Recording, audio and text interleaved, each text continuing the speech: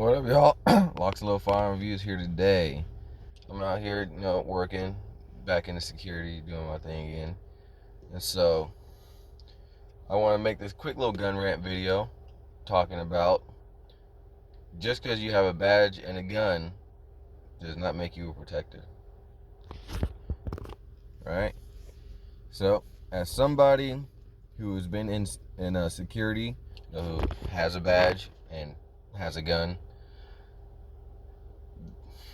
that does not guarantee your protection. That does not guarantee that because somebody has a badge and a gun that person is proficient with that firearm or in their job enough to really give you any type of sort of protection. We kind of, too many people fall into that false sense of security that, oh, the police is here, oh, the military is here, oh, security is here. That's not always a good case or means that the area is now safe.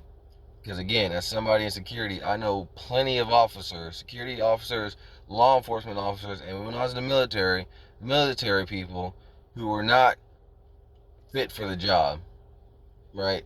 Whether it be mentally, physically, psychologically, emotionally, whatever it is, they are not fit for the job. They can qualify and do all the tests and the training. Sure, they can run, or sure they can rudimentally pull a trigger and maybe hit the piece of paper a few feet in front of them. But none of those tests have any kind of mental preparedness, or it's weird. I gotta find a better way to say it. But basically, none of them test what's going on up here, right? So you get somebody with a badge and a gun, they're sitting outside your place. You think, okay, we got security, it's safe. All of a sudden, somebody comes to your house, starts letting off shots. You see security does not respond. Security actually hides. What good is your protection now? What good is that security officer to you? The person who's there to provide protection for you, protect you. That's his job as security officer, right? But he won't even respond or do his job. How does that protect you? Again, Texas, active shooter in the school. 40 officers respond. Over an hour standing outside waiting for a key. Right? And it's even worse to find out that some officers actually did make it into the school. That's the crazy part. When I saw the interview, the officer had to actually admit that yes, some officers actually made it to the school, into the school, grabbed their kids and left the school, leaving the other kids and the active shooters still inside the building of the school while they went inside, grabbed their kids, and left. And that's what I'm talking about when I made this, like, a gun, and just because they have a gun and a badge does not mean they're fit for the job, does not mean they can provide you protection. There's a lot of people out here nowadays, there goes the police. I don't know, he might be a good officer, who knows, right? But I'm saying, I don't know.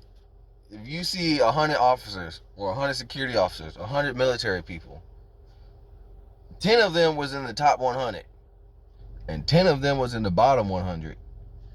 You don't know which one of those people is those top 100 or bottom 100 officers when they pull up on scene. So again, just relying on the fact that you have somebody out there with a badge and a gun does not mean you are protected. The only one who can protect you is you. And if you can't protect you and you have somebody out there to protect you, then you better make sure they know what the hell they are doing. Ask them, what is your level of experience? How proficient are you at your job? How often do you go to range with that firearm you have on your hip? Right? What is your level of medical experience? Do you have any medical items on your person to treat a medical situation? Not every situation is a gunshot wound. Some people trip and fall. Some people at home cooking accidentally cut off a finger or slice their wrist and need a tourniquet. All right? What is your level of training for that? Does this badge right here, does that badge tell you my level of hand-to-hand combat?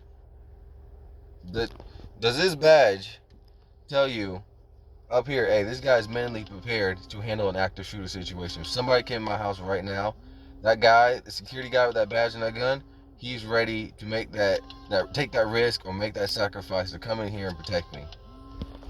This does not tell you that, right? So the only way you can really be sure of your protection is to protect yourself.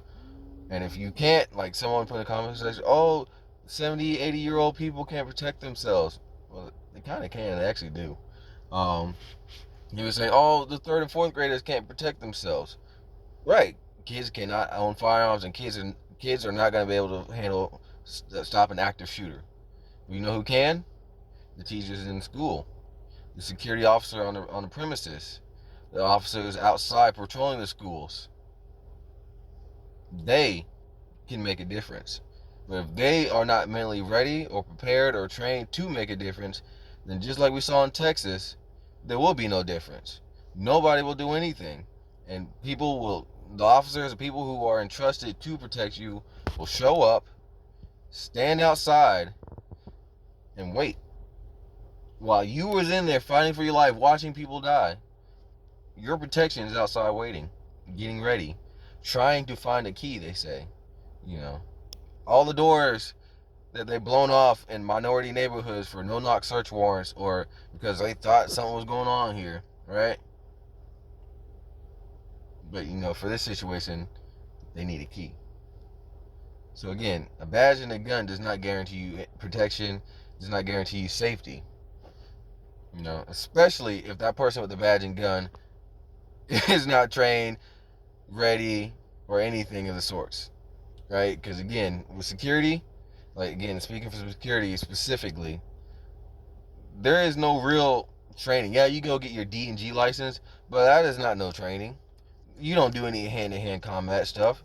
When you go get your arm license, that qual was easy, at least for me, because I shoot regularly, right? It's hard if you don't shoot at all. So if the qual to get your G license is hard, you already on the wrong side. You already on the wrong side of the tracks to begin with, bro.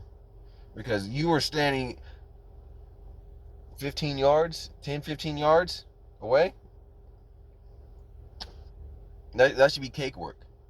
If someone in a job like this, where yes, security, law enforcement, military, where people can die and people do die, yes, that shit should be easy for you to shoot a non-moving paper target at 15 yards. You should be able to put every last round on that circle. So if you're missing or barely qualifying there, then when you get into a real situation and real shooting, you're going to be doing more harm than good. You're just going to be shooting and putting bullets in all these people's houses and not hitting the target, putting everybody else at risk. Right? But he had a badge and a gun. We thought we was protected, right? So again, don't fall for the false sense of security. Protect yourself. Like I said, the test is protect yourself. If you can't protect yourself, make sure they can. So that's my little gun rant. I'm gonna get off my soapbox, get back to work, and make sure nothing happens out here, because I don't want to be that officer. And I'm not gonna be the officer who just sits back. Oh wow, look at that. There's a house full of people. Oh, they're screaming for me to help them. They're just getting shot. Fuck that. I'm gonna sit here and just watch. That's not good.